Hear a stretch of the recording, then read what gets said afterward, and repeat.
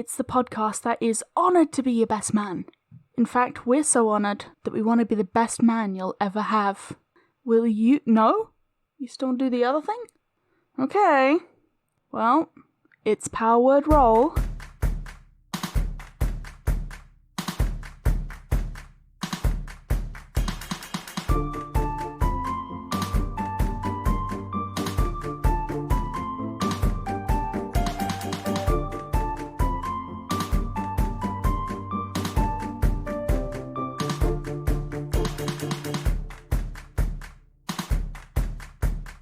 Salutations and welcome to this rather morose episode of Power Word Roll. I am Conrad Gray, the Dungeon Master. I am joined by Naomi. Hello. Who is playing. Black. I am joined by Annie. Hello. Who was playing. Dorna. But now you're dead. Yeah, and I'm joined by Henry. Yeah, hi. Who's playing. Sorry, I'm just organising my paints. Is that... I can't tell if you're serious or not. Honestly, why not? At this point, sure. Let's just leave it at that. Where last we left off, our party had advanced to Castle Hartwick. Once inside, they had confronted Count von Barolf, vampire. Who sucked ass. A loser, a true loser. Unfortunately, though you were triumphant at a cost, as one of your own was slain in battle, as Dorna Brawnanvil had the life drained from her. I don't want to say I blame the Buttermancer, but... I feel like he had something to do with it. I kind of blame... He might have had, yeah. It may have been, yeah. You know, we love the Danger Club, but sometimes they don't come in with the right energy, you know? That's why we have them on so much. All my homies hate. If you're listening, we love you guys. Don't worry. Yeah.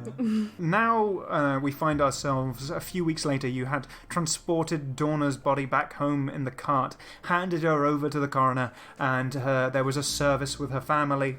And now, both you, Glax, and you, Slate, are walking alongside Gorthax and Gertrunda Garn. This is Gorthax Garn, your boss, and also his wife. Now, you've never seen Gorthax in a sort of suit before, but he's in a suit. He's got a little handkerchief, which he's sort of wiping his brow with. He's, like, dripping wet with sweat, which, considering quite how hairy he is and, like, tall, this isn't a good look for him. Smells like wet dog in here. But you're making your way up this sort of grand gravel path with these sort of hedgerows towards the Brawnanvil estate. Here in Daggerford, it's this very sort of pristine, lordly manor in dwarven styles with sort of this fine bronze work on the outside, very sort of lots of right angles, looks almost Art Deco. And you're sort of pulling up with the company cart, which has been especially cleaned for the occasion. Gertrunda is in her dress with her lipstick on, and she's wiping a smudge off Gorthax's chin and is like, "You're gonna be fine. Don't worry. It's gonna be absolutely fine. You've got nothing to worry about." "I don't know. He's the lord of the city, and he's the one with the charter on where the office is, and they're sort of going back and forward, sort of like Gorthax seems very nervous as you two are sort of sitting in the back of the cart as it's sort of chanteling along. Don't be nervous, Gorthax. It's not your fault at all. If it's anything, it's me and Glax's fault. We're the ones who failed her. Oh, it's really weird seeing Glax like crying because there's no, it's a lizard, no tear ducts. These are not crocodile tears. These are ethically sourced tears. These are M&S tears. Yeah, M&S tears. Yeah. It's very important to me that we know what I'm wearing. So Glax is wearing like a long-sleeved, like black lace dress with lots of ruffles and like a big veil, Crimson Peak style, but not the heroine, the evil sister, like that kind of mood. And what's Slate wearing? He's dressed probably in black suit and tie, but then with no shoes on still just the sandals. Classic Slate look. You sort of pull up next to sort of other carts. It seems like there's a sort of stables area. You are led in by a few of the serving staff, and eventually you make your way down sort of this long corridor with sort of this polished marble. There are busts of various sort of dwarven nobles, you assume, of all of the Brawnanvil line as braziers with these big emboldened flames lighting everything up. I would like to reverentially touch the picture of Uncle and continue to sob. I'm not going to touch his bust because that seems like maybe a consent thing, but I am going to touch his face. Okay, so you sort of go up to the bust of Uncle and you can see he's standing there quite proudly he's got his monocle there. And Slate kind of goes up to Glax doing this and like puts an arm around them and goes, "This must be really hard for you. I'm always here if you need to talk about anything." I feel really responsible, and it's really been really hard, and now, like, I failed it's two okay, members of it's the Braun okay. Anvil family, and I don't know what I'm gonna do. I can't go back to the jungle. I know how to wear pants now.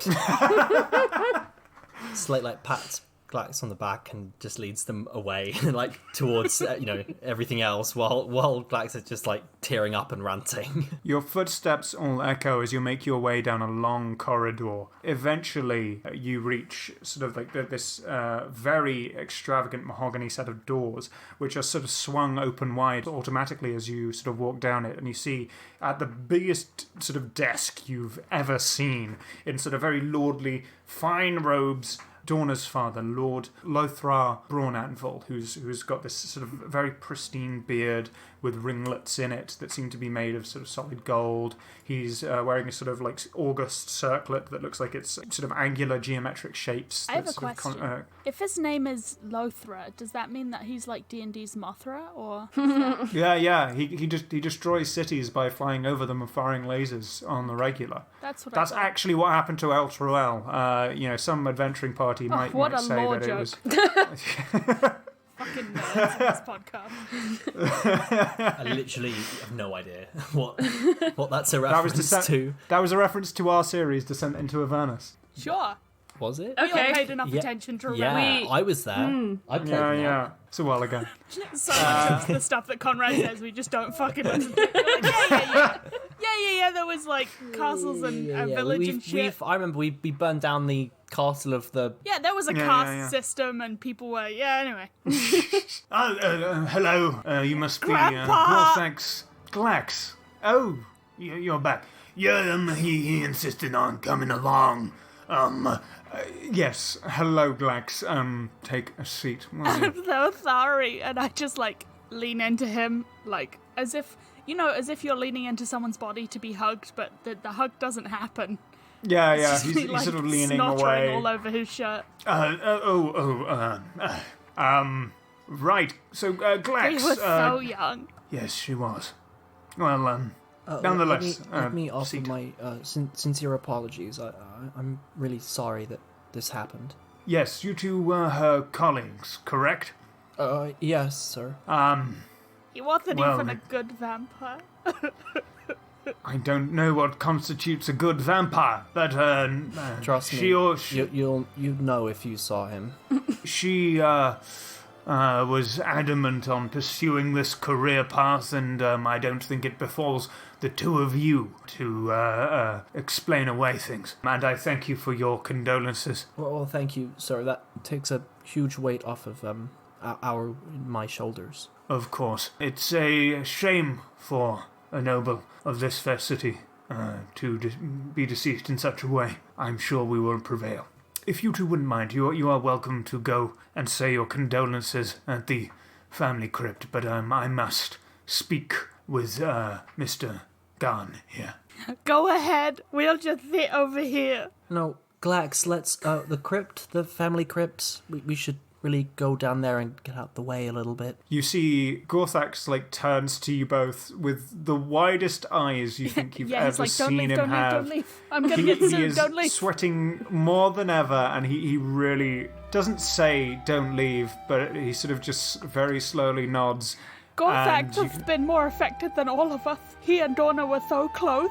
I don't think that he could really manage without our emotional support. And I put my hand in Gorthax's. Roll a deception check for me, as that is blatantly untrue. I rolled a 3, and I have a -2, so that's a 1. Right. Well, I was under the impression that it was more of an employer-employee relationship, and I'm sure he'll be fine. Please listen to your lord's wishes, Glax. And get the fuck out. Leave my office. Yeah, Glax, we better go. And he kind of goes and grabs Glax by the arm and just takes them out. Glax, you know that Lord Braun Anvil was more accepting of your presence based on the fact that both Dorna and Uncle wanted you about. He never really liked you going in his office. I'm well aware of that. I was thinking, when things have sort of blown over, I can talk about, becoming his new heir, because obviously Dorna's dead. And then one day inheriting the lordship of the city, but I feel like it's a bit gauche to do that now. Yeah, it's a bit of a bad time, perhaps. And as these sort of big mahogany doors close behind you, you realise that it's actually with a click of Lord Bronanvil's fingers. And then you hear shouting from the other side of the door. Slate looks like shocked at the door, hearing the shouting, and just goes, fuck. We should really get out of here. Come on, Glax.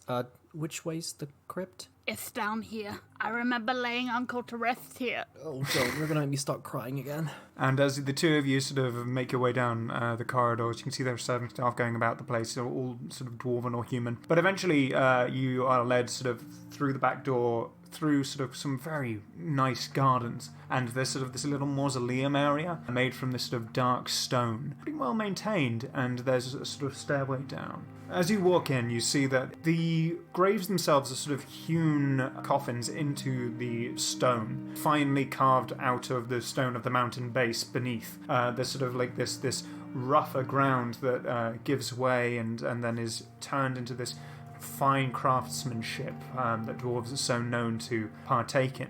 Then it's sort of embossed with these sort of golds and silvers. It's very decadent, but in a way that is very traditional. And you make your way down and down and down as you advance through the generations, as is expected in a dwarven mausoleum, until eventually you reach where the stone is very roughly mined. And looking to the left and right, you can see that there are spaces for the current generation to be buried. Well, Glax, look at this. This isn't mined very well. You'd think they'd be better for dwarves, right? That was really inappropriate. I'm sorry. Yeah, I think, when someone's just died, you just don't really, feel like it. You're like, I'll get to it later. Wouldn't it make sense that when, the times when there's no one who's died, they came and made the coffins, made the spaces, to save them the work later? Did that not, fill you full of existential dread, carving your own coffin? Well, don't carve your own one, just everyone else's. It's on a rotation basis? Yeah. I'll carve yours, you'll carve his, and he'll carve mine. You carve my coffin, I'll carve yours. Something like that. I'm sure that is a fetish saying somewhere. Oh, God. Why did you have to... That cutting, cut that. We're cutting Yeah, cut that. Although I did straight up hear, I was listening to a Radio 4 documentary yesterday about a cult that were cremating themselves into bricks to build a pyramid. I mean, that's a mood. That That's a actually good thing sounds to do cool. with one's body. The let's all dance around a pyramid made of dead people is pretty weird. No, it's fine as long as, that's your body and you consented to it. It's when they start cremating other people at random and turning them into a pyramid that you have problems. That's the beginning of a slippery slope. It's at the point that they Yeah, realise they don't quite have enough members to complete the pyramid. Yeah. There's a guy with a hammer just He's like, I'll get it one day. We're in a crypt. So you see, walking along, you can see that there are only, most of them are empty at the moment, but there's the one that is marked as Uncle's grave, or at least Glax would know. And of course, Slate can read in Dwarvish. And then there's also another one, which looks very recently embossed with the gold and the silver. And it reads, Dorna Bronanval. This one's hers. Yeah, I was here before for Uncle. It's weird because they put them in a box and you can't see them, and some part of you just thinks maybe they're not in there. Maybe they got out and they're somewhere, but I can smell them and they're in there, and he's not him anymore. He's just a pile of dust. Already? How long's he been dead? Dwarves live a really long time. Yeah, but, And- he only died not that long ago. How would he already be fully dust? Look, if you want to crack open the coffin and check, you're welcome. But I just if you could trust me on this one, that would be really good for me, emotionally speaking. Can we? No, okay, yeah, you're right. I believe they call that grave robbing. Well, we were allowed Desecration of down the here. corpse. If you want to find out what kind of traps they have, No, I for trust those who try to steal from Glax's noblemen. nose. We'll do that afterwards. I go over to Dorna's hewn coffin and I touch the stone gently. And I say, Dorna, I wrote you a poem. It's the best I could do. And you did so much for me. and I don't think I'll ever be able to repay that. But this is what I have. There once was a woman called Dorna. She was a relative, but a friend, Mora. Now that she's dead, with her body all bled, she's left us all forlorner. Thank you. Wow, that was really touching, Glax. The poem echoes throughout the hallowed hall. I've actually written one as well, but I didn't memorize it. I didn't realize we had to memorize these. Sorry about that, Dorna. I hope that's not disrespecting your memory or anything. Okay. The ghosts of the dwarves come from the hall. No, sorry. Fuck. So Slate like goes in his pockets and he's like takes him like 3 or 4 attempts to find it, and it's this scrumpled up piece of paper that he has to like unfold and then squint at, and then go up to like a burning torch and to see it properly. Okay, here's my attempt. Dorna, I hope if you're hearing this in the other side, you appreciate it and appreciate the meaning behind it. Dorna, so faithful and true, I'm so sorry for casting Hold Person on you.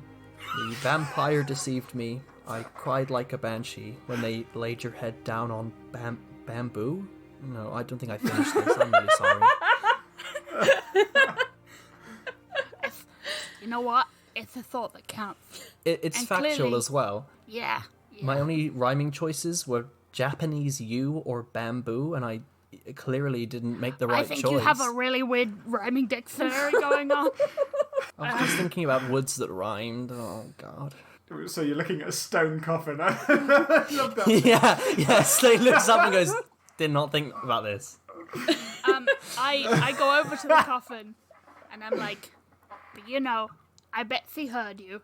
And I knock twice on the coffin for luck. And, Dorna, after a long time of darkness, those faded whispering voices, that humour you found upon becoming deceased, you had wandered through an endless black void. You'd been pacing around as if walking around your mind, and then suddenly, piercing through all of that blackness, are 2 sudden, sharp sounds, like fists on stone. You just hear a noise that you've definitely not heard Dorna make before, and just you hear a yeah. Sorry, who's there? Dorna? The rock lid, as you're sort of peering over, floats up and then smashes against the wall far away. The 2 of you sort of recoil almost instinctively, and then rising up slowly. Oh, God, what have we done? Oh fuck, our poems were so bad. Dorna, without even thinking, you sort of start to lift up out of the coffin. Oh, Ah! Glax, It's a Dorna Slate. zombie! What? Oh, yes. What? Why am I in a coffin? Because you're dead? Suddenly you slump back down and hit inside the coffin. Did you just see that as well, Slate? I am so terrified right now. I don't know what I'm seeing. We creep towards the coffin, like Scooby-Doo style, and put our hands on the edge and, like, peer over it together. Hello? Dorna, you see your friends just peering down at you, shocked and aghast. Hello. Ah! Right, can one of you please explain what's happening? The last thing I remember was a vampire and a lot of pain. Remembering it was a vampire, Dorna kind of reaches for her mouth and feels these new fangs in her mouth that have appeared. Oh, strange. Slate looks up at Glax and just goes, are we seeing a ghost? Glax puts out a finger and just, like, pokes Dorna in the side of the face. Glax! It seems real. Dorna, I don't know how to tell you this, but you're supposed to be dead. We both prefer it this way, though. Yeah, it's nice to see you back, but we have questions. I mean, so do I. Although, yes, from what I remember about vampires, this might be a bit complicated. More complicated than you dying and resurrecting, because that's pretty complicated for me already. That's sort of part of the whole complicated issue, I've got I room suppose. for one more step of complication. Okay, what's the extra step? It appears that I've come back not entirely alive, but more as a vampire. Oh, shit. You're one of them now? I think so. Does that mean you're going to control me? What? No, of course not. Does this mean you're gonna drink her blood? Are you gonna kill us? I mean, it's kind of fair because we let you die, but, still. That's certainly not my intention. Okay, well, this is awkward because, as you can see, this is your family crypt, and your dad is upstairs having a memorial service for you, so... I would assume that turning up to a large gathering, obviously as a vampire, may not be the best plan, particularly when everyone thinks you are still buried, so... Yeah, they'll probably figure that out much quicker than it took us to. That's the real tea. Dorna, what are you gonna do? Just go back to life as normal? I don't know. I mean, I know a fair amount about vampires, but there's clearly more details that I definitely need to be familiar with, seeing as I now, need to live with it. Okay, so, no crosses, no garlic? Is that it? Avoiding stakes through the heart? Yes, not ideal. I may now find I need to drink blood sometimes. Bagsy, not me. Dorna, you also remember that as a vampire, you cannot go out during the day, and upon dawn, unless you find some kind of solution, you will have to return to this crypt each and every day. I can't be out in sunlight, and indeed, being in sunlight means being in this particular coffin. Okay, well, that's gonna make our job, real difficult with all the travel. Yes. Yeah, how's that gonna work? Well, I mean, there might be some option out there, I'm sure. You know who would know? Who? Uncle would know.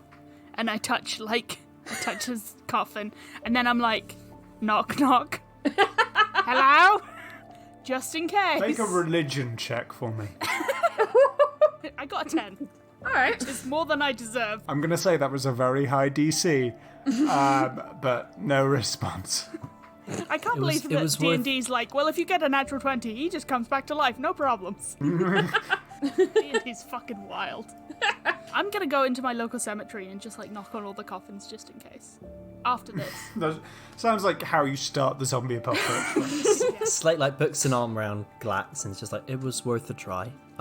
Maybe we should try his study instead. Yes, I seem to remember hearing about vampires who have managed to function in the daylight, but they must need something extra, some sort of artifact or something to be I'm able sure to... the answer is in his private library. He had books on all sorts of strange things. Yes. Yeah, good idea, Glax. I can't believe you thought of that. Fuck me.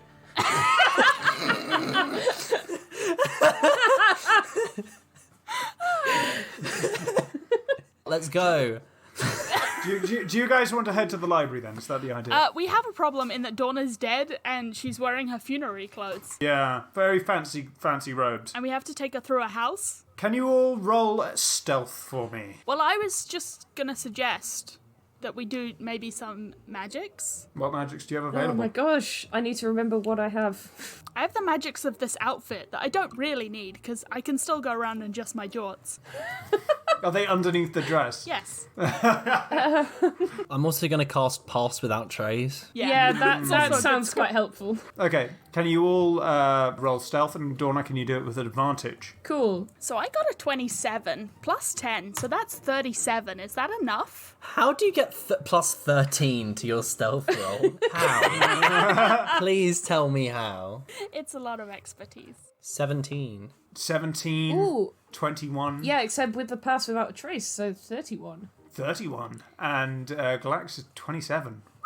So Slate is actually bringing up the rear using Pass Without a Trace to sort of keep you guys in the sort of stonework and disguised, which means he's sort of slightly less stealth than the two of you. Glax up front and Dorna, who is sort of sandwiched between two people doing everything possible to keep her under wraps. Eventually all of you reach on the second floor Uncle's private library. Unfortunately, though Glax and Dorna don't seem to have avoided detection, Slate, as you're sort of hushing them through the doorway, you manage to get them around the corner, and then you quickly turn and you see that there is a small metal cuboid man with sort of spindly arms and legs and these sort of round glasses who says, "Oh, Hello. I hate him. What are you doing here? We just went into the library and he's outside it. He's just inside the library. You see in one arm he's sort of got a pile of books, and he doesn't seem to have noticed Glax or Dorna, who are down one of the aisles, but he has noticed you, Slate. Yeah.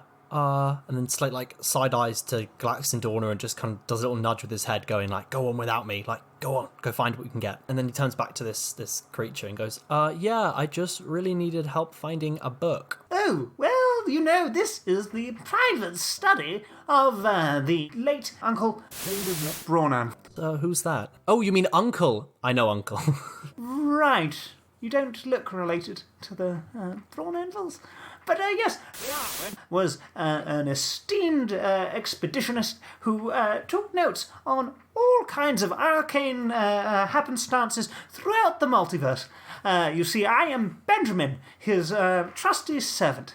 Oh, Benjamin, can you come here for a sec? He bows and sort of and then says, oh, yes. And you can see he's got a little bow tie on. He sort of waddles over to you, places the books down on a little stool and comes up to you. May I just pick you up for a moment?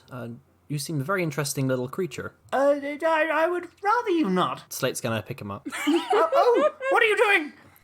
He's Put me just down. gonna toss him out of the door and then close the door. I like the idea that you just like punt him, like you just drop kick him. Yes. Yeah. Perfect.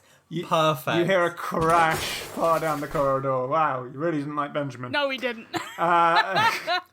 And then you close the door, lock it behind you, and you are inside the Library of Confluence. Phew. That was close, guys. Yeah. We almost had to deal with an annoying side character.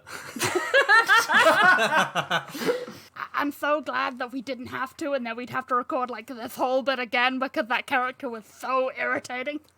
I literally have no idea what you're talking about. Wow. Okay, so vampire Books. Let's go. We go find vampire books. Yes. Is it like dewy? Are we looking for teeth? Can you make an investigation check for me, everybody? I got a 17 I got a 13. I got a 15. Okay. with advantage. Yep.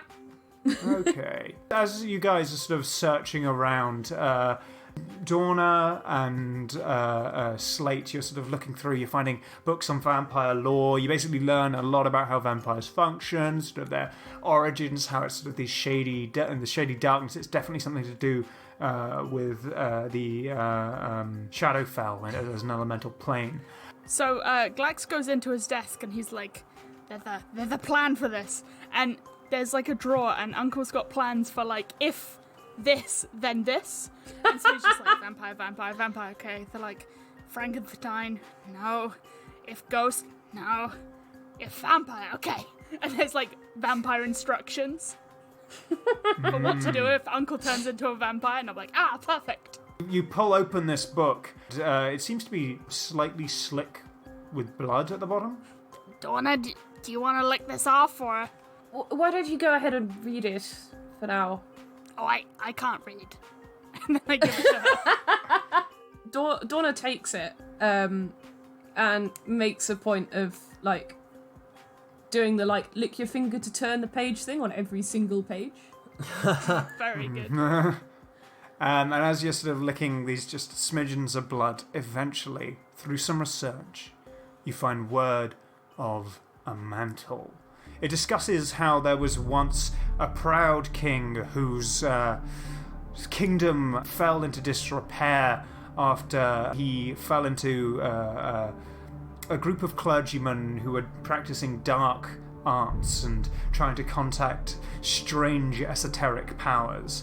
Eventually this dominated his entire schedule, and he set out to turn his castle into a temple of sorts, after which he contacted these dark powers and was made into one of the first vampires. However, this was before the Shadowfell itself existed as a plane, and so he had to try and find a solution to the curse of daylight. So he asked the dark powers ever so kindly to craft him a mantle that would allow him to exist during the day. Oh, please. Ever so kindly.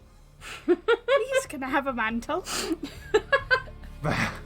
But unfortunately, the mantle was lost when his domain fell into the Shadowfell, becoming impossible to gain contact with. So all we need to do is travel to the Shadowfell and find this ancient forgotten castle, and in the ancient forgotten castle, find the ancient forgotten mantle. That's just like 3 things. Yes, that sounds like a good summary. Shadowfell is quite large, though, and, well, it is a different plane. Wait, if Uncle was planning for this, maybe he knows or knew whereabouts it was. Or like close to where it was. Glax, you do remember that in Uncle's office there were paintings which he used to step through. You know what would be great? If he just had, like, a door in his office that we could go through.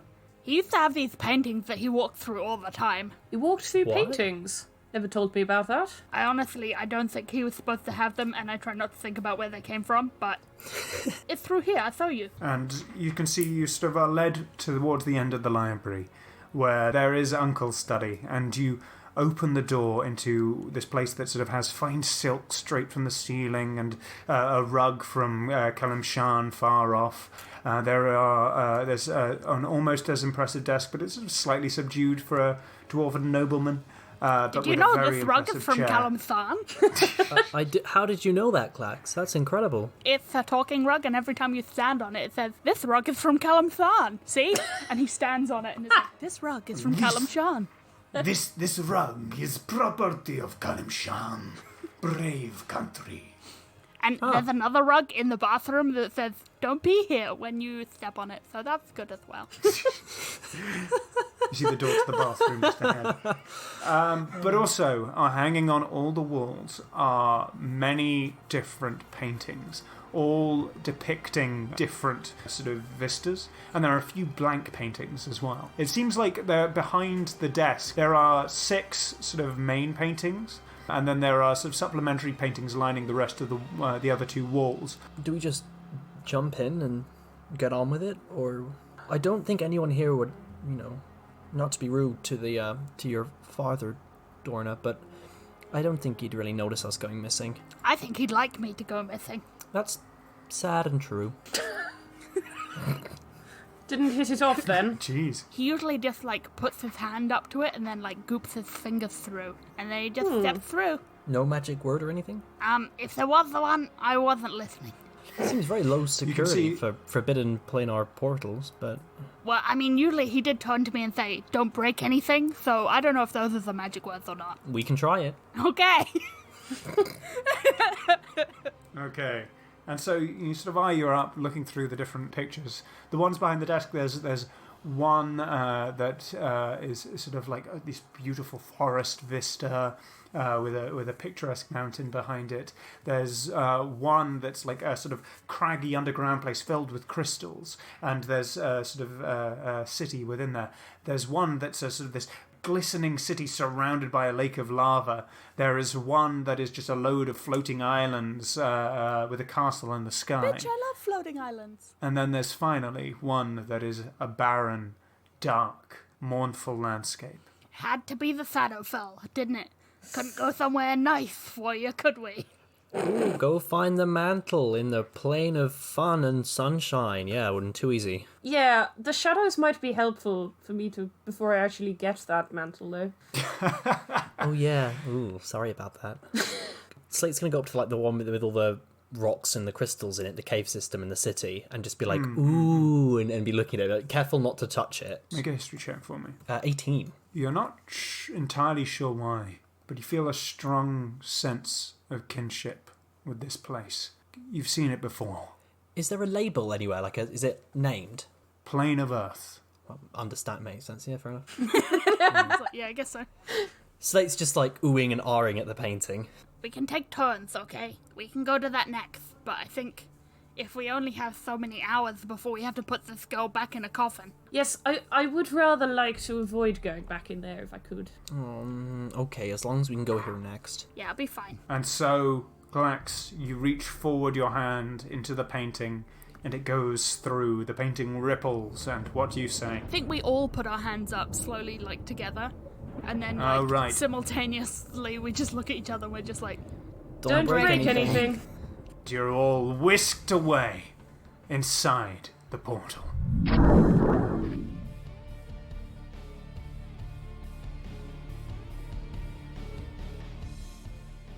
And there we have it. Thanks for playing, guys. So thank you very much for listening, and we'll see you in the next one. Goodbye. Bye. See you soon. Thank you for listening to Power Word Roll. You can find links to all our social media at powerwordroll.co.uk. If you enjoy the show, please consider supporting us on Patreon. Otherwise, a positive review on iTunes is the best way to help us out. But for now, from Conrad, Naomi, Henry and myself, thank you, and we'll see you in the next one.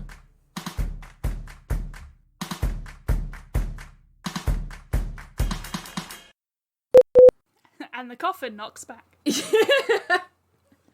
No, I didn't Who's know how there? we were actually going to go between them. Who's inside here? Dorna, after... Sorry, Conrad, I'll let you go. The coffin like door opens and it's like, come in.